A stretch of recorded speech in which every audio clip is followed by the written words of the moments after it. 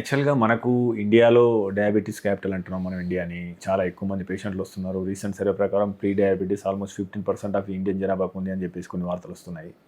So ఈ పరిస్థితుల్లో diabetes ఉన్నవారికి కానీ, ప్రీ డయాబెటీస్ పరిస్థితిలో ఉన్నవారికి కానీ ఈ ఎండోవాస్కులర్ సమస్యలు రాకుండా ఉండడానికి ఒక ఎక్స్పర్ట్గా మీరు ఎలాంటి ప్రివెంటివ్ మెజర్స్ సజెస్ట్ చేస్తారు? సార్ 2 విషయాలు. ఒకటి, షుగర్ రాకుండా చూసుకోవాలి. అంటే ఫెమిలియల్ హిస్టరీ ఉన్నప్పుడు దాని కొంచెం జాగ్రత్తగా పెట్టుకోవాలి.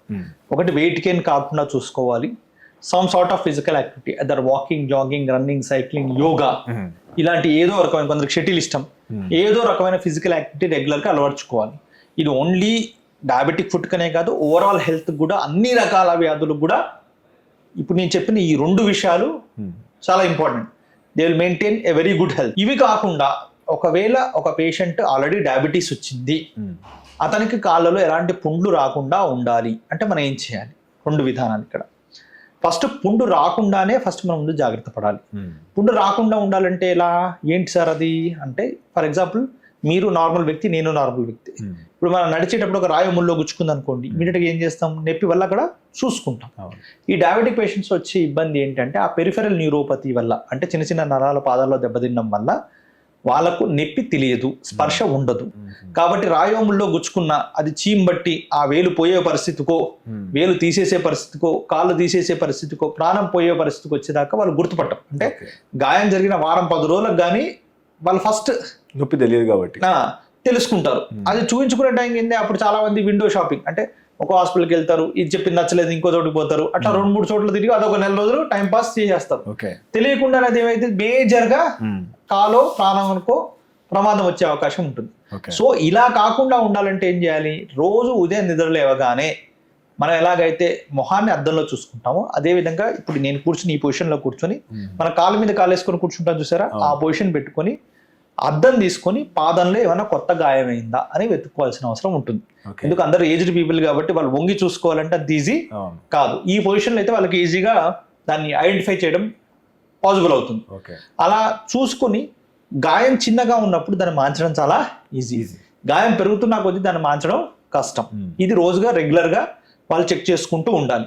అదేవిధంగా ఇంకోటి ఏం చేయాలంటే ఈ గోర్లు పెరిగినా ఏవి పెరిగినా చాలా జాగ్రత్తగా తీసుకోవాలి. ఒకవేళ వాళ్ళకి అది ఏమైనా ఇబ్బంది ఉంది అంటే నియరెస్ట్ పోడియాట్రిక్ సెంటర్ కానీ ఎక్కడైనా వేలు గోర్లు తీసేది దగ్గరకు కానీ వెళ్ళి వాళ్ళు క్రమం తప్పకుండా తీయించుకోవాలి. ఎందుకంటే పెద్దవాళ్ళు ఏజ్ పెరుగుతున్న కొద్దీ ఆ గోర్లు కూడా చాలా అబ్నార్మల్గా పెరిగి అవి కూడా వీళ్ళకి గాయాలను కాజ్ చేస్తుంటాయి. అదొకటి చూసుకోవాలి. స్నానం చేసి రాగానే పొడి బట్టతో కాళ్ళను పూర్తిగా తుడుచుకొని వేళ్ళ సందుల్లో ఎలాంటి నీళ్లు లేకుండా చూసుకోవాలి. ఫ్యామిలీ లేడీస్ ఎక్కువ మంది ఏంటి, ఊరికే నీళ్ళలో పోయొచ్చి అక్కడ నీళ్లు కాళ్ళ మీద పోసుకుంటారు, ఆ వేల సందులో ఉన్న నీళ్లు తుడుచుకోరు. దానివల్ల ఏంటి, యంగ్స్టర్ గా ఉన్నప్పుడు మనకి ఏం ఇబ్బంది ఉండదు, కానీ ఏజ్ పెరుగుతున్న కొద్ది ఏంటంటే అక్కడ ఫంగల్ ఇన్ఫెక్షన్స్ ఎక్కువ వచ్చే అవకాశం ఉంటుంది. సో అక్కడ రాకుండా ఉండడానికి వీళ్ళు ఏం చేయాలి? ప్రిఫరబ్లీ అక్కడ ఉన్న తడిని, తేమను ఎప్పటికప్పుడు తుడిచేసుకోవాలి. అవసరం బట్టి అక్కడ క్యాండిడ్ పౌడరు, మన బిటాడిన్ పౌడరు లేదా టాల్కమ్ పౌడరు ఏదో ఒకటి పెట్టుకోవాల్సిన అవసరం ఉంటుంది. కాళ్ళకు మాయిశ్చరైజేషన్, కొబ్బరి నూనె, పాన్సో, వ్యాస్లిన్ ఇవేనో క్రమం తప్పకుండా కాళ్ళకు పూర్తిగా రాసుకోవాలి. ఎందుకంటే స్వేద గ్రంథులు దెబ్బతింటాయి కాబట్టి వాళ్ళకు స్వెట్ అనేది సరిగ్గా ఉండదు. ఇంకోటి, ఈ వేల సందుల్లో మాయిశ్చరైజర్ పెట్టకూడదు. ప్రిఫరబ్లీ సాక్స్లు వేసుకొని కాళ్ళకు కస్టమైజ్డ్ ఫుట్వేర్ కూడా తయారు చేయించుకోవాలి. ఆఫ్ లోడింగ్ ఫుట్వేర్ అంటాం. అంటే కాళ్ళలో ఏంటంటే ఎక్కడెక్కడ ప్రెషర్ ఏరియాస్ ఉన్నాయో ముందే గుర్తించి దానికి తగ్గట్టు ఫుట్వేర్ తయారు చేయించి ఆ ఫుట్వేర్ని వేస్తాం. అది చెప్పులు కావచ్చు, శాండిల్స్ కావచ్చు, షూస్ కావచ్చు, వారు మాత్రం రెగ్యులర్గా చేసుకోవాలి.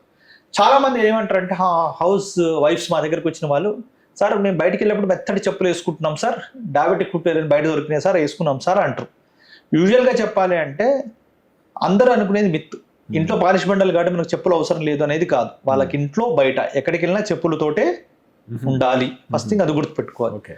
సో మెత్తగా ఉన్న చెప్పులే అందరికి సెట్ అవుతాయి అనేది కాదు, కస్టమైజ్డ్ ఫుట్వేర్ అనేది కావాలి. అంటే మీ కాళ్ళకు ఎక్కడెక్కడ ప్రెషర్ ఏరియాస్ ఉన్నదో దానికి తగ్గట్టు మీరు కస్టమైజ్డ్ ఫుట్వేర్ తయారు చేయించుకోవాలి. కానీ బయట దొరికే ప్రతి ఒక్క మెత్తడిది మీకు సెట్ అయిపోతుంది అనుకోవడం అనేది కూడా కరెక్ట్ కాదు. అంటే ఇవి ఎప్పుడైతే మనం రెగ్యులర్గా జాగ్రత్తగా చూసుకుంటామో, అంటే ఫస్ట్ కాళ్ళలో ఎలాంటి గాయాలు కాకుండా చూసుకోవాలి.